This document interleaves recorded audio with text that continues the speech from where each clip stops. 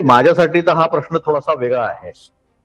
Bogus मतदार आणून जर तुम्ही या निवडणुकीमध्ये गडबड घोटाळे करणार असाल तर ते थांबवले पाहिजे, हे महत्वाचं आहे. आता भाजप हात झटकून मोकळी होते. 11 वर्ष झाले राज्याच्या सत्तेत आहे आणि महापालिकेमध्ये 25 वर्ष हे शिवसेनेसोबत सत्तेत होते आणि स्वतःकडे उलट बोट दाखवतात. स्वतःच्याच गालावर स्वतः चापट मारल्यावर काय की 25 वर्ष काही झालं नाही. मग MMRD आहे, सिडको आहे, वेगवेगळ्या संस्था ज्या आहे मुंबईमध्ये आणि महाराष्ट्रामध्ये त्याचा त्याचा कंट्रोल तर राज्य सरकारकडे आहे. म्हणजे डेव्हलपमेंट यांनी केली नाही हे स्वतः म्हणतात आहे.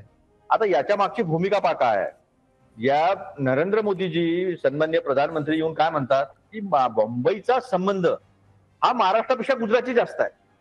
आमचा संबंध, आमचं म्हणणं आहे की मुंबई ही पूर्ण देशाशी संबंधित आहे.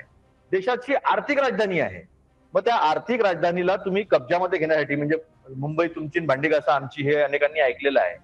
तर ही जी प्रवृत्ती आहे कुठे दिसते? Veg non veg. नॉनव्हेज मराठी माणूस नॉनव्हेज खातो, त्याला घर देणार नाही, तू इथून बाहेर जा. मारामाऱ्या याच्यावर झालेल्या आहेत. महाराष्ट्रातले उद्योग घेऊन, ऐकून घ्या तुम्ही, फायनान्शियल इंटरनॅशनल फायनान्शियल सेंटर हे गुजरातमध्ये नेलं. काय कारण होतं? सगळ्या फायनान्शियल सेंटर्सचे, म्हणजे बँक्स असतील, LIC असेल, नाबार्ड असेल, याचे हेडक्वार्टर मुंबईत आहे. नॅचरली ते इंटरनॅशनल फायनान्शियल सेंटर तिथे असलं पाहिजे. टॉकयार्ड घेऊन जाण्यापासून आता JNPT ला बाजूला करून तिकडे वाढवांमध्ये, म्हणजे ते गुजरातशी कनेक्टेड आहे. म्हणजे JNPTचं महत्व कमी करायचं. हे सगळं जे आहे हे मुंबईचं महत्व कमी करून महाराष्ट्राचं नाचक्की करणे त्यांच्या राजकारणाचा भाग आहे. हिंदू समोर मुस्लिम, मराठ्यांसमोर OBC, एका जातीसमोर दुसरी जात, धर्मासमोर धर्म, भाषेसमोर भाषा, हे असा जो धंदा चालवलेला आहे तो थांबवला पाहिजे. सगळ्यांचा थोडक्यात सगळं महत्व मुंबईकडनं गुजरातकडे जात आहे. आपण बघूया, विचारूया केशव याच्यावरती काय उत्तर देतात. ऐकून घ्या. वेदांत फॉक्सकॉन यांनी नेला.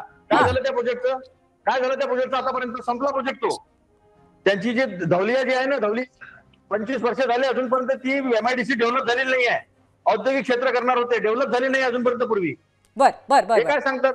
महाराष्ट्राचं नुकसान, मुंबईचं नुकसान, देशाचं नुकसान आणि बेरोजगारी. 1 लाख रोजगार निर्माण होणार होते. काय झालं त्या प्रोजेक्टचं?